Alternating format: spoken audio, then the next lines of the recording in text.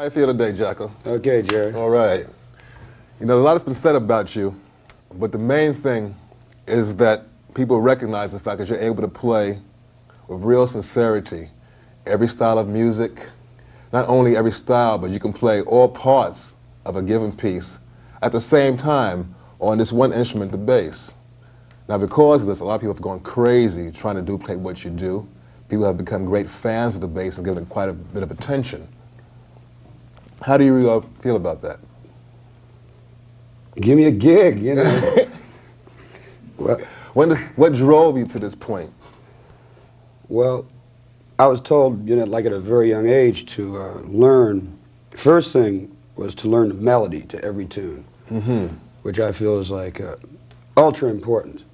You know, most bass players, most musicians, you know, not just on the bass, but on their particular given instrument, will usually play just the bass part or just the piano part. I mean, the same thing goes for piano players. They should know the bass part too, at least, you know, or whatever. Right. But the main thing is the melody, I feel, that most bass players like are missing.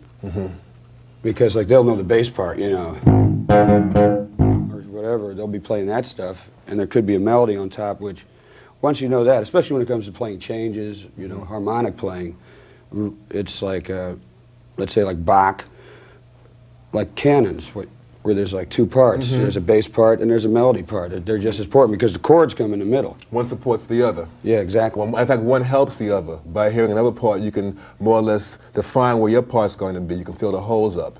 Well, plus it's really great to be able to play a melody to a tune. I mean, how many guys can play, you know, on the bass, you know, let's say most people, let's say the melody is always designated, let's say, to a horn player or the piano or the guitar. But it's nice to play it on the bass too. Certainly. It's a beautiful instrument. Now, what about musicianship? How does this tie in terms of what you studied? Obviously, you mentioned Bach canons. What else did you study? And how does this all come together under the, you know, the heading of musicianship? Work. You're just staying out there. In other words, you know, applying it. Okay, let's say so for instance, I just said learn the melodies. So what I tell all my bass students when they first start off is, hey, let's you know, learn the melodies. Do you know the melody, let's say, to Alfie, as opposed to just the bass part? And you know, I mean, that's, you know.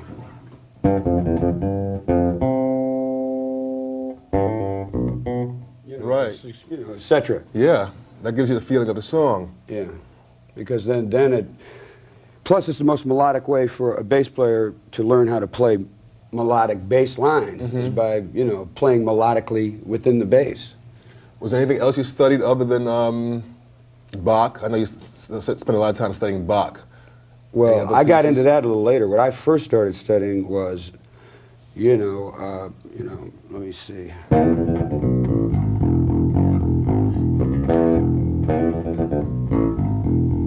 Oh yeah.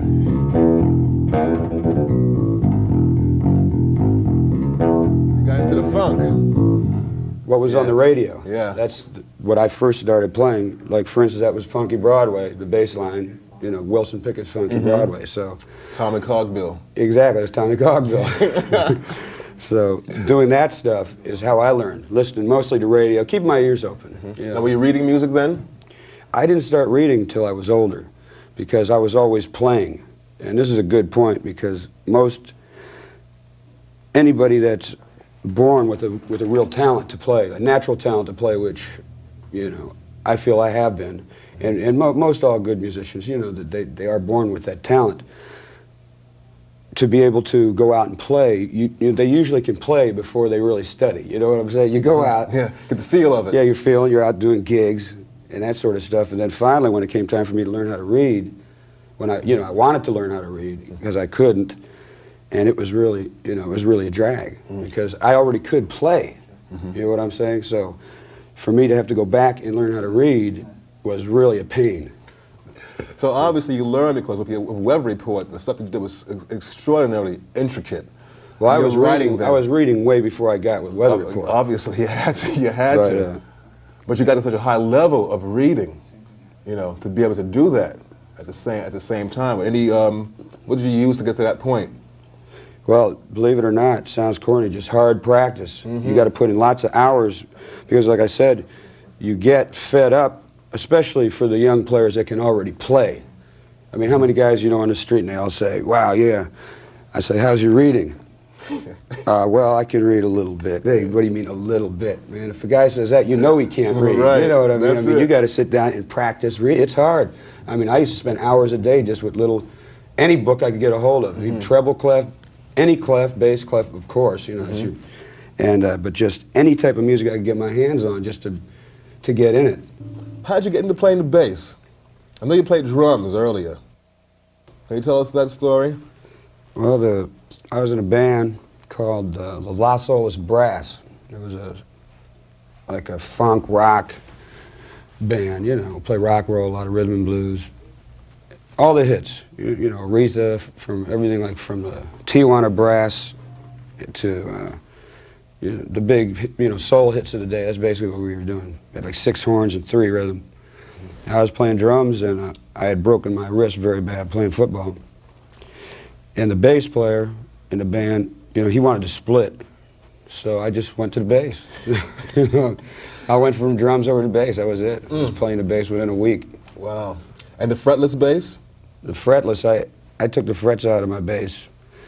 After I was, because I was like getting into jazz a lot and I wanted to have that upright sound, So I had an upright, the upright.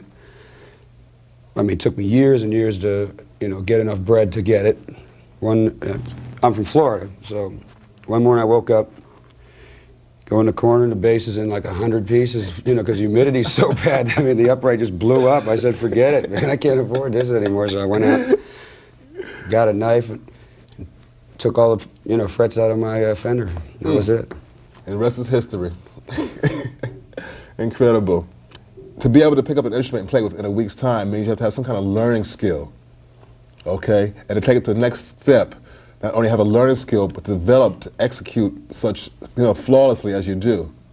Well, the main thing is just paying attention to people on any instrument. For instance, like you look at a guitar player, you just, look at another bass player, just see what he was doing. That's how mainly I learned most everything. So it's visual. Visual as far as just technique. Let's see, because I would see, one thing my father told me once when I first started playing the bass, he came home, he saw me, and he said, just to put my fingers, space them just like at every fret.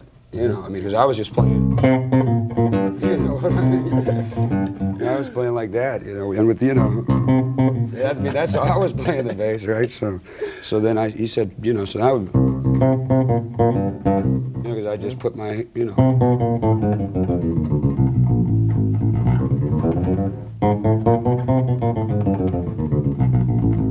Okay, so that's like spacing your fingers just by the fret. Is as big of a thing that you could do, and alternate your fingers accordingly. I mean, it's just very basic. Well, it certainly has worked. Now, as far as like getting into little details of this aspect, this left-hand spacing, okay. But what about the what other aspects of the left hand? Because your intonation is, you have, to play fretless bass. First of all, intonation has to be right on it. Well, one thing, for instance, right now I'm using a fretted bass. How I got my intonation on the fretless is by, first of all, I never practiced a fretless ever because the strings would always eat the neck up. So I would only play it on gigs. But see, when I would practice with the fretted bass, it's harder actually to play a fretted bass than a fretless because of the fret noise. So I would but I would play it, you play exactly on the fretted bass where you do on the fretless. You just play, I mean, you can play here in the middle, it doesn't matter because the tone's going to come out. But and that's where you get the best sound also on a fretted bass. I mean, if you want to get into Clearer. Clearer, exactly. So when you go to fretless, and seeing that I had taken my frets out, you know, I had little, the marks were still there with because I put Duratite, some sort of wood putty in there, right? So you could see that, which helped too, you know, because, you know, the fretless, or Fender bass, excuse me, you know, it's got such a long neck. Like on an upright, you got position. You just go this far, and you're in the thumb position. You know, you can feel the neck. Right. I mean, you got to go about this far. You know, I mean, it's a long way. You got feels the same. You got to look at the neck if you're making big jumps. So, you know, that helped a lot, having the fret markers. You know, where the holes were filled in, and then practicing scales. You know, just straight scales, gets your hand in shape, so that once you start off someplace, you know, once you get on the first note, you can go for a long time without having to, you know, check yourself out if you're playing in position. You know what I mean? What about this twilight zone area up here, where like where everybody finds it hard to play because you can play the same thing back here that you can play up here? How'd you work that up? Because you do a lot of your playing in this solo area of the instrument, you know. Well, different ways of doing scales. For instance, if you just go.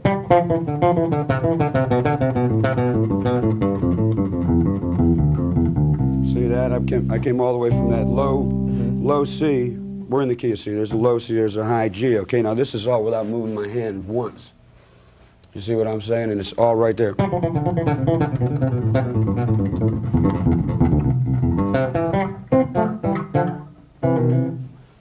You know what I'm saying? All in one position. Okay, then there's other ways. See, because most bass players, for instance, this is something that I've been doing the last few years.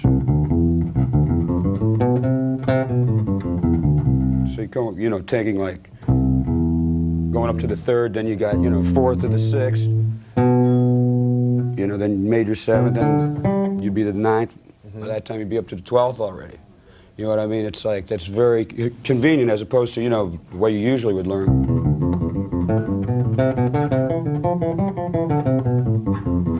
See, I mean, that's how most people probably originally learned with that's it. Making the smoother approach. Well, that's normal, because that's the way from up here, like you were saying.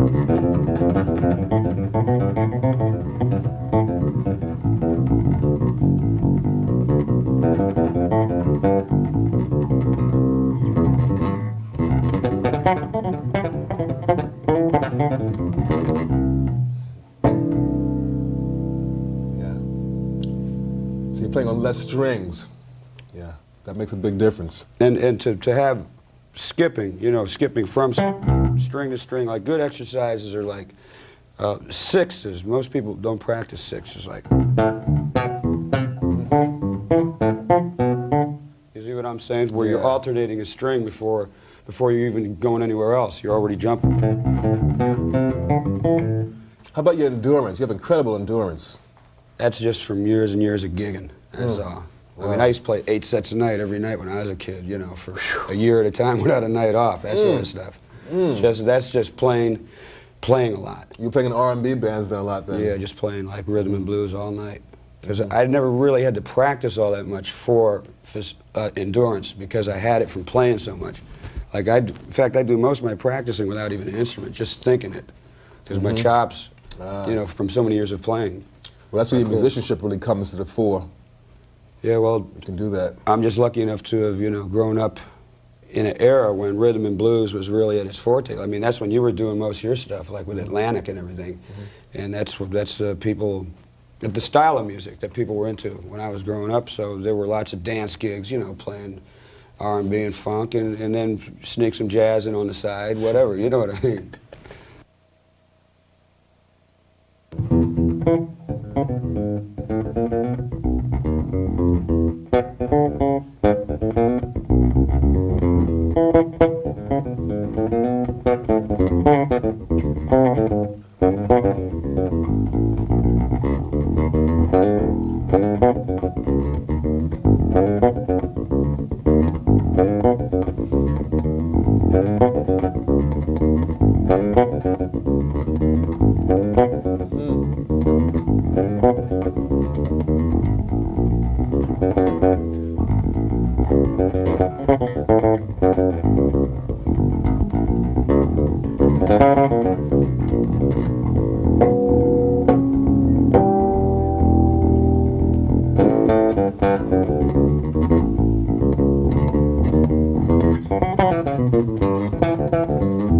Oh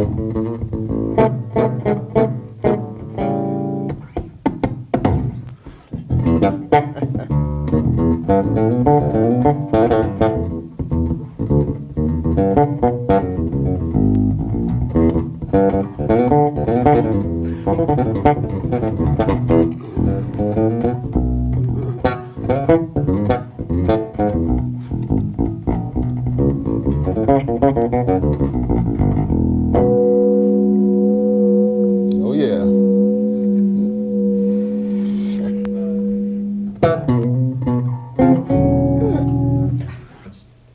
What about the use of arpeggios in terms of developing fingerboard memorization? Well, that's the greatest. You know, plus it's just about the hardest thing to play, in my opinion, on the bass. Like piano, for instance, it's easy. Mm-hmm. But on a bass, guitar, that skipping, that, you know, just, that's tough. One way that I teach cats is just 2 octave up the board, like this. Okay? Yes. I mean, this way your hand is moving every note. Mm-hmm. Okay, as every note is playing it in position. Yeah, as opposed to just going, let's say. In that position. Yeah, as opposed to go. Yeah, you know, because you go. As opposed to doing like an easy skip, like. As opposed to doing that, or I go. You get up much faster. You can get there real fast. It's smoother, but it's tough, and it teaches you where the notes are on the fingerboard. You got to be thinking every note where. Okay, and then what you do is you run that stuff.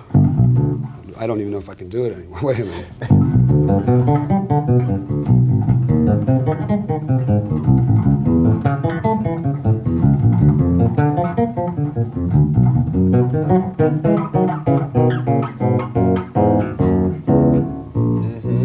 Now, double stops is another thing I find is really helps you learn the fingerboard also. Well, because you have to think 2 notes at a time all the time. Multi-stops. Yeah.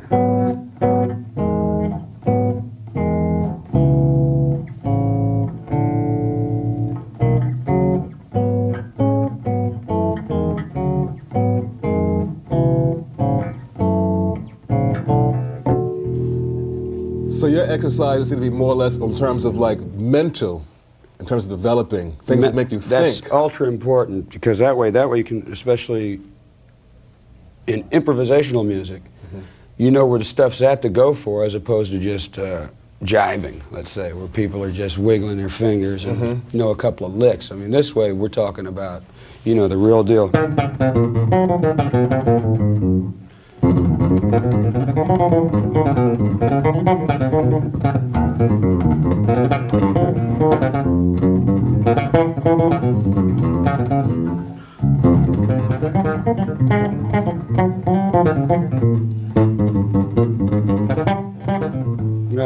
Yeah.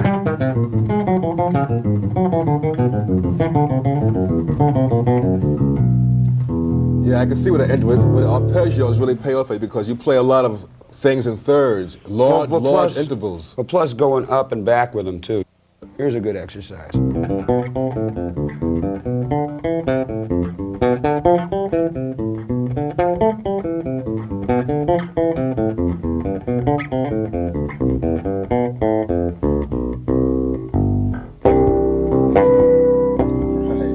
You know, so what I'm saying is, now all I did was go up in a major, you know, let's say a 7th, well, what would you just call it, a chord? It's a arpeggio, a major 7th arpeggio, so it'd just be, let's say, because I'm doing everything in C now. So it would be C major, D minor 7, E minor 7. Come down to F, you know. And then you go up on a G7, right? Then you come down on the A minor, up on what actually would be like, what do you call it, the dominant 7th chord, a G7 without the G in it. So you're using a diatonic use of the scale, playing the chords, but you're using it in a very musical way instead of going up, you know. Oh yeah, yeah, not making it a practice. Make it actually, you know, make like, it musical. Exactly, that's very important. And it reflects in your playing also. Well, I always try to be musical. Yeah, but well, you know, sometimes it does. I hope not all the time. You know, but I mean, there's things to practice. You know.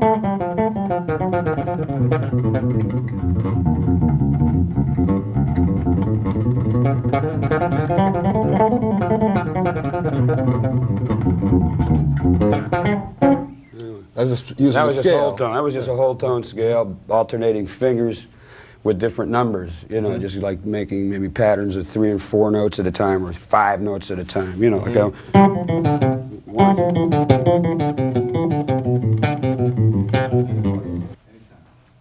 I noticed that while you're playing, you vary your left hand position and technique.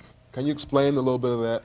Well, lots of times it's got to do with just a tone I'm going for. Sometimes I'll like bend strings, which you got to, you know, like a guitarist, and sometimes, you know, depending on, especially on the fretlets, let's say, sometimes I got different ways of just getting different tones out of my vibrato, you know, and when it's, and most of all, it's just whatever's comfortable, to tell you the truth, you know. You know, because sometimes you'll be playing, you know, you change your hands to get, that would actually have something to do with the, what'd you say, my endurance even. You know what I mean? Like sometimes you just change your hands to get a different, so, you know, like your left shoulder ain't breaking halfway through. Change the muscles up. Yeah, exactly. So that's got a lot to do with it, just part of the endurance.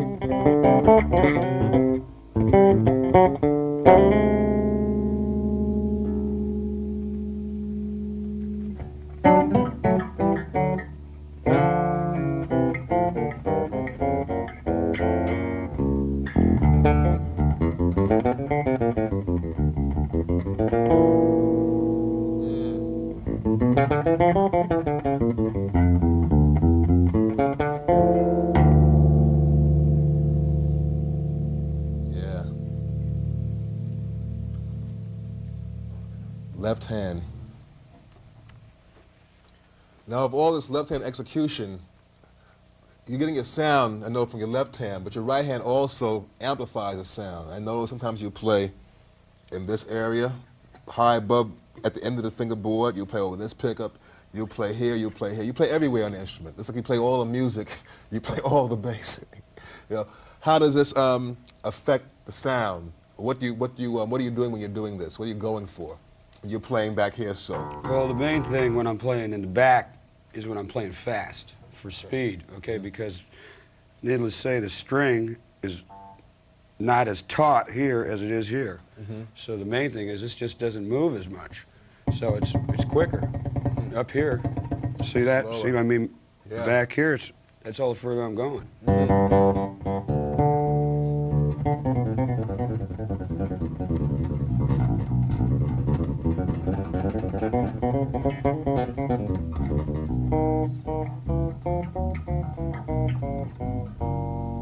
Use your thumb too, you know, for double stops a lot. I use my thumb.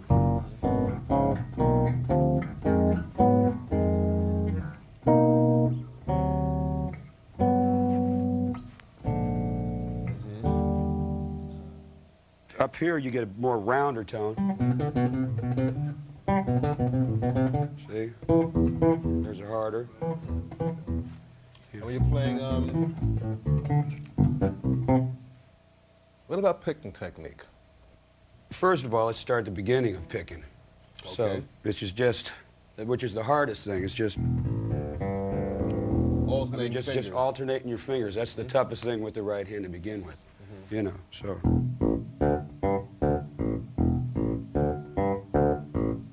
That alone is as hard as anything you'll ever have to play on the bass, and then doing it with the other fingers too, which I can't even do. Opposite. Yeah, and then like, I see how that, I'm coming back right then, I just rake them coming back. When you rake something, if you want to rake the string, in other words, then you're going to have to mute it down here. You know what I'm saying? Exactly. The left hand. Otherwise, it's just going to be, you know, it's easier when you're picking something because the hand is already there. yeah. So what you do is you just lightly, you know, after you pick each note, you just take the finger off on your left hand, and then it's short, you know, because otherwise you just have. You know, you don't want that. Exactly. You don't want that. So then, what I do is just. That's where like scales come in, just over and over.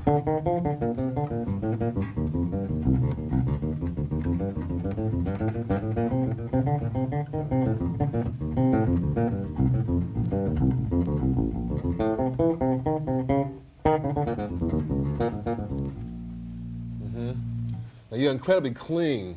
Your sound is like, there's no added noise. So it's like you're, with playing the bass. No, that's a combination of both hands. You know, the good picking, but also the good muting with your left hand. Left hand muting. Left hand muting. Yeah. Like Donna Lee. I mean, it took me years. It took me 9 years to learn how to play Donna Lee, for instance. But most of that was not just was mostly making the instrument not make noise. Excuse me. In other words, not making noise with between the left hand and the right hand. I mean, you know. I mean, that's tough. You know, so you got both hands have really got to be working together on that. Together. A lot of it is with the left. I only pick with these two fingers. These other ones are always like muting somehow. Like they'll be sitting here. You see what I'm saying? Like when I'm playing, these will be sitting here, usually like this, something like this, to prevent your right hand from making the noise down here. That helps here. Okay, because basically you could do, you know, With one hand. you know, anybody said, but now you heard the noise that I was just getting. Exactly. So, you know. So the right hand helps to mute that. Exactly. It's basically just laying it down is all it is. And these two fingers are usually taking care of the G and the D, and this is usually taking care of the E. Because, you know, you probably do lots of playing on an A. Seeing that that's where most of the best bass tones are at.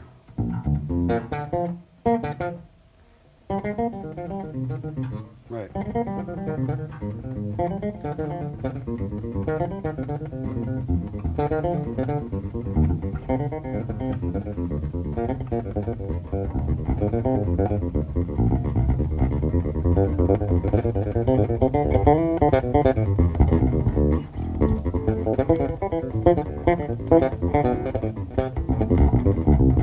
Sorry.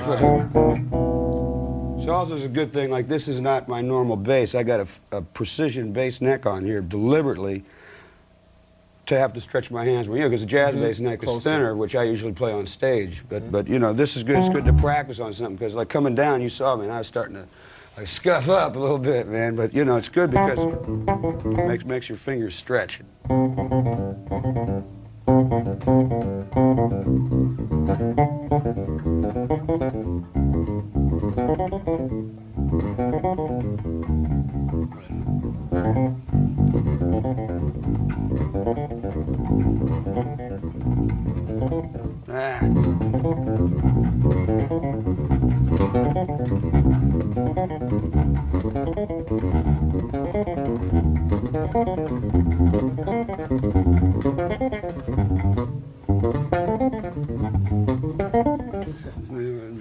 Anyway, Playing that pattern. Now you're playing a 6-note pattern there. all I'm doing, I was just playing, I think I started on a G.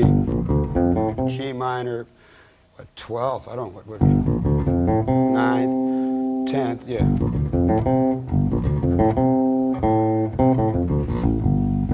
I mean, that's about as much as you can do to really stretch your hand.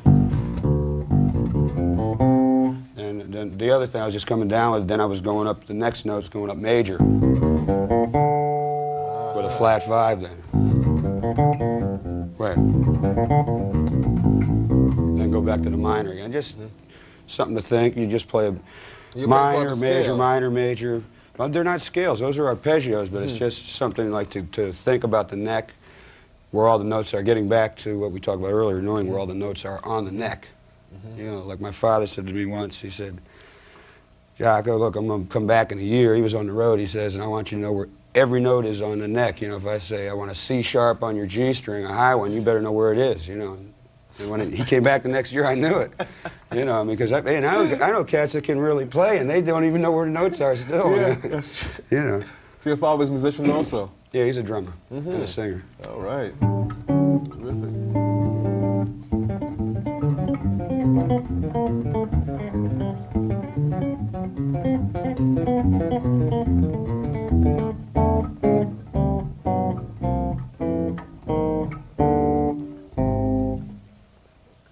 So you're basically self-taught then? Formally self-taught. Formally self-taught. Thank you. What about rhythm? I noticed, like I mentioned before, you were playing a 6-note pattern, and I was able to tell between playing a 6-note pattern, a 5-note pattern, a 4-note pattern. Do you feel this is part of your fast development, having a good feeling and knowledge of rhythm? Well, rhythm is the whole deal, you know. Thank you. So, you know, like I always say, women in rhythm section first, you know. So, you know, just play with the drummer. That's the thing, you know. I feel that the bass player, not being prejudiced or nothing, I feel that we have the most important role in a band because we have the harmony and the rhythm, you know. And sometimes the melody. And the melody too, but mainly the harmony and the rhythm we got, because whatever note we play on the bottom is going to change any chord up, you know. And rhythmically we're pushing, you know, or laying back, whatever. So you say play with the drummer. That's what I really look forward to doing. That's what I have the best time doing. How did you arrive at your distinctive sound? I would say probably just the years of playing, like being on gigs mainly. And lots of things that have to do with the sound, as opposed to not just the sound, is your choice of notes. There are, you know, different choice of notes, let's say, that I use often. And people know, like, I wrote this tune on Barbary Coast, and I start off, wait, it goes, edit, it goes, okay, so lots of times when I'm playing, I'll be going like, you know, I'll just, I mean, people might know that's me just because of the choice of notes as opposed to just the sound. You know, there's certain figures that everybody plays. And the rhythm also in that, because that's a rhythmic figure there also. So choice of notes has a lot to do with it too, because the choice of notes makes you pick different, makes you go for other things, you know. What about harmonics? That's something that you pioneered. I mean, instruments have had harmonics on them forever, but you have like almost as if you went into a mine and, you know, gotten gold out of something that wasn't there before. Well, when I was first playing in bands, a friend of mine, I saw him just tuning his guitar with harmonics, which everybody does, and so that's how I learned how to tune my bass. You know, it's real tough to figure out, right? So I was just doing this. Sounded like music to me, so I just kept exploring it. That's all there was to it. You know, I said, wow, that's the chord on Alfred Hitchcock, which it is when the cellos are in fourths, you know. So I said, solid, man. It must mean something.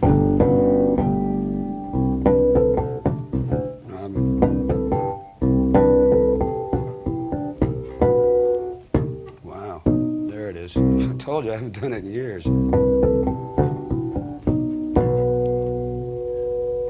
Does it make a difference which instrument you play? I mean, if you would play on this instrument, would it be the same thing?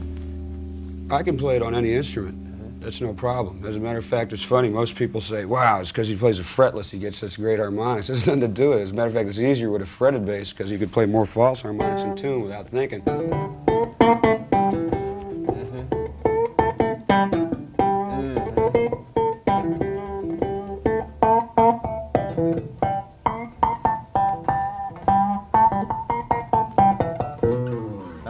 How is that false harmonic achieved? I do it with my thumb. It's the same thing as open string, see? In other words,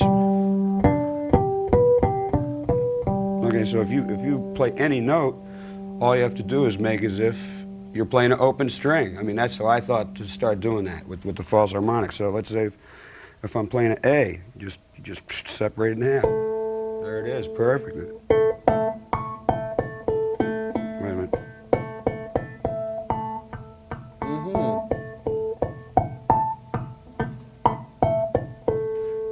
Same overtone series, just like a trumpet or anything. Those are your basics. There's your octave. Then it just keeps going up. It's got the seventh in it. It's a basic overtone series. It's no mystery. It's just I pick it with like guitarists, for instance. They go like this, something. I put my thumb here and pick behind it. Pick behind the thumb. Yeah, I put the thumb up here. And then guitarists do it like this somehow. I don't know how they do it. I just go like this. You're getting the same note out. So it's the same difference if I went, right? Let me see, I gotta get right in half.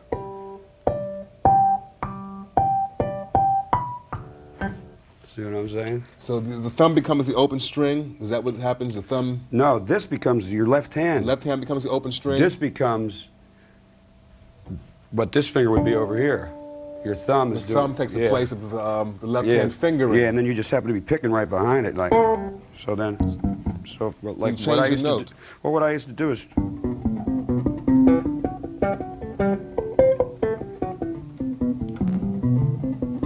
See, so every time you're picking, you got to be moving everything. That gets tough.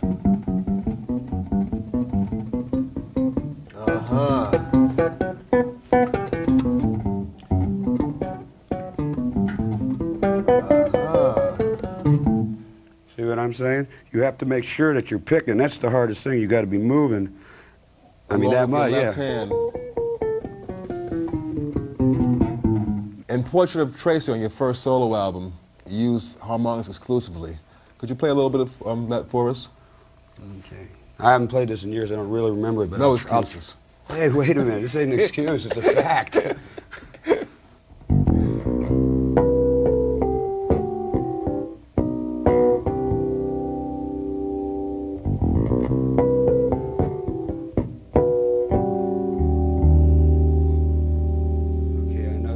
I forget. There's a little segment in the middle, but it's easy. Like, let me see how I go. I know. I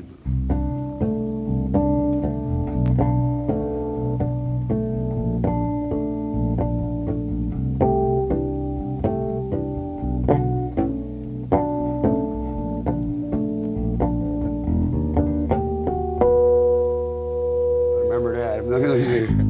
Right.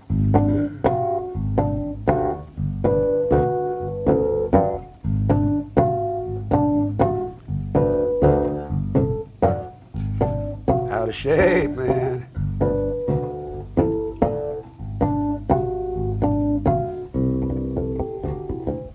I forget what I do then. Something.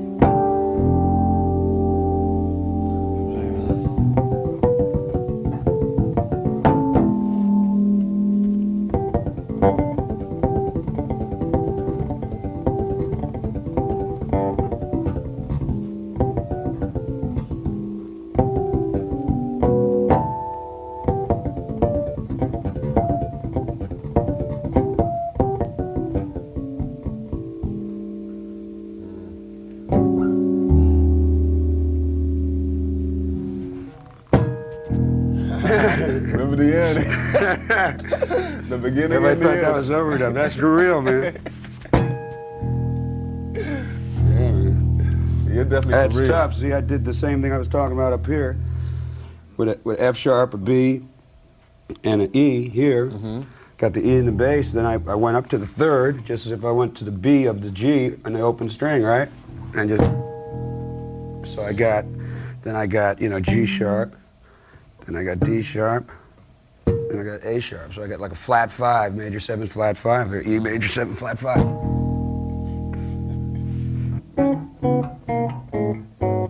Now would you say?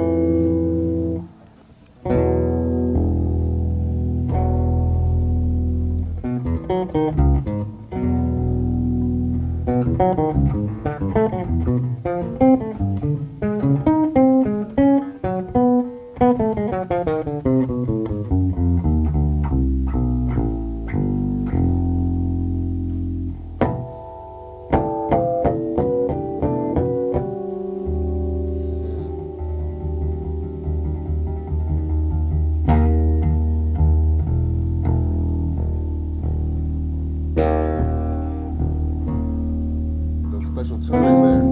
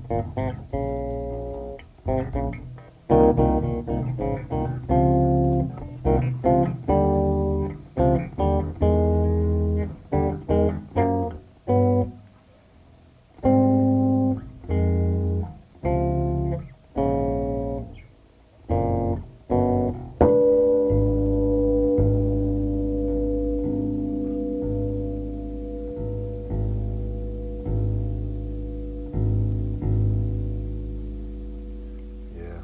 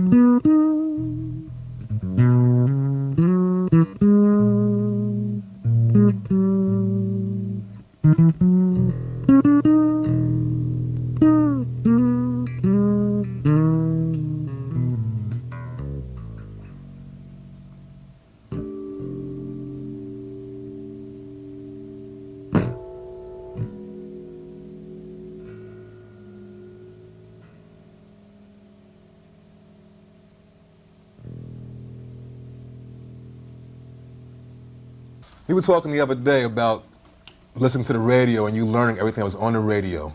Out of all the music you listen to, which music you would influence more by, and what particular players, if any, that you might have come across? Mostly popular music. Mm-hmm. Elvis Presley, Beatles, James Brown, Sinatra, whatever. At that period, that's when I was coming up. Like, let's say the 60s. Mm-hmm. Whatever was like hip then, that's what I was checking out. Mostly from the radio, whatever you see on TV, that sort of stuff. Mm-hmm. And I really wasn't influenced that much by bass players. To tell you the truth, I didn't even know who the bass players were most of the time. That's true, they wouldn't tell you. You just knew who the singer was, you know. So mostly like off 45s. Mm-hmm. So, but like players like yourself, for instance, you were on a lot of those Atlantic dates, out of Muscle Shoals, etc., New York. A lot of Aretha dates, that stuff knocked me out. So you're a big influence. I know Bernard Odom was. He played with James's band. Bootsy used to play with James's band. Mm-hmm. And Cool, I like Cool, he was great. Jameson? Jameson, of course. Yeah. Duck Dunn. Yeah. Those were like, my big influences. Then with the upright, into the jazz thing, like Paul Chambers, of course, and Gary Peacock, I liked a lot. And, what about Mingus? Mingus was great. I didn't hear that much of his bass playing. I mostly heard his orchestral stuff. You know what I'm saying? Yeah. I loved his bass playing, but I always loved his music even more. Yeah, his writing was something else. Yeah, I feel you're at that level also where like his writing is like even going beyond, no matter how great a bass player you are, your music just goes even beyond that. Yeah, Mingus was great. I really liked him a lot. And all the cats that were on all the records, Paul McCartney, I love his bass playing. Yep. All the cats, whatever was out there. We're doing it. There's some good stuff. The marketplace. Lots of records too. Harvey Brooks, you know, with the Electric Flag, and Billy Rich with Buddy Miles. That whole period of stuff. It's fantastic. Great. Can you give me one example of any particular style thing something that stuck with you out of all those people you mentioned?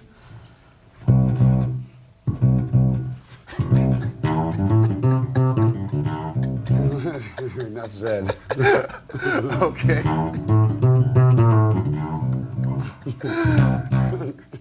Thanks, Jerry. No, okay. That was Jerry's bass part with B.B. King. What tune was that on?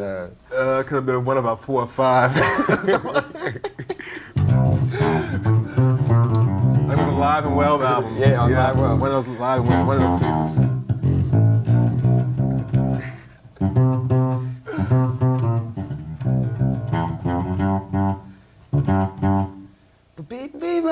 What'd you do? Yeah.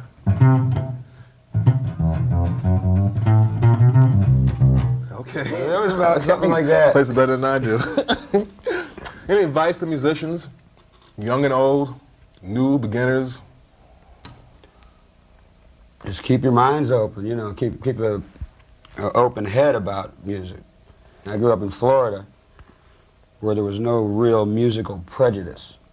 There was all sorts of music. Everybody was playing everything from Cuban music to symphonic music, everything. Whatever you wanted to hear, you could hear it. You know, like in New York, I know when I first came to New York, it's like everybody just wanted to play jazz. They didn't know about rock and roll. They didn't know about funk. Yeah. They didn't know about nothing. All they wanted to do was yeah. jazz. Now New York is cool. They're playing everything. Everything. But I grew up in Florida, and everything was hip. So I was fortunate enough to be exposed and be able to play with all different types of musicians. And you know, I played in a country band for a year. I had a ball. You know, I love country and western too. If it's good, I dig it. Whatever it is, just to keep an open mind about everything. Yeah. That's about my only advice. And keep listening. Beautiful. Keep your ears open. All right. I need to hear it. You can't get enough of that. I'm telling you.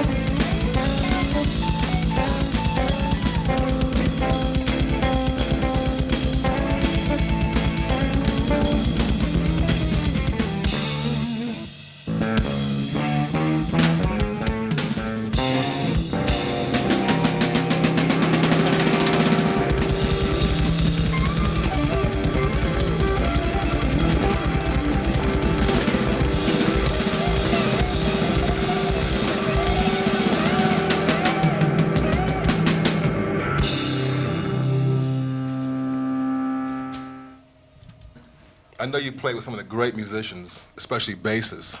How do you distinguish between Jaco's style and, let's say, the normal bass player? Right. Well, when Jaco is normal, you know, his style is different, you know. It's very, what you might call, unnormal. You know, he's very different. You know, when he tries to solo, he comes up with new ideas as much as possible. He's been playing for quite some time, but he strives for new ideas all the time. So consequently, playing with him is always a surprise. It's a surprise, you know. That's part of what makes it beautiful to be on stage as a jazz musician, as a musician who improvises, is that there are surprises.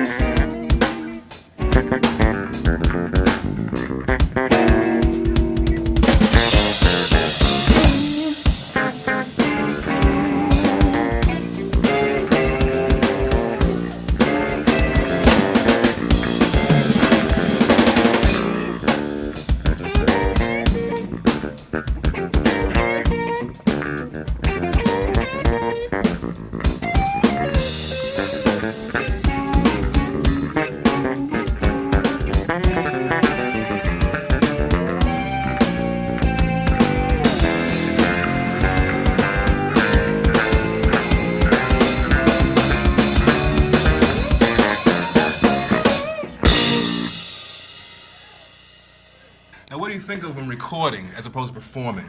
There is a difference in thought. Or do you differentiate between the two? Does it make a difference when you hit the stage or you go into the recording studio? I see a big difference, personally. See a big difference? Could you run it down? Well, when I go into the studio, I definitely have to have more of a plan, you know, because it's something that you're making force, you know, for that idiom. There's definitely a difference. Musically, there's not that much of a difference, but the way that you behave before you get there, you know, like I would never practice before a gig. You know, but I mean, I practice all week for this to make sure my fingers could do technical things for this particular thing, okay? If you're doing a record date and you know some of the music in advance, you be thinking about it and you make sure your chops are ready to cover it. So there is a big difference. When you're doing your gig every night, you know, man, third or fourth tune, you're going to be warmed up. You're going to be hitting. You know, once a couple tunes, you in there, and everything is going to be all right.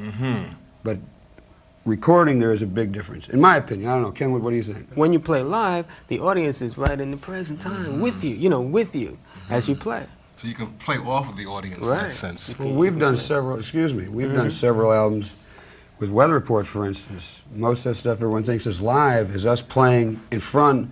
We're in a studio, but with like a studio big enough to also have a small audience in there too. So you also are, you got the best of both worlds.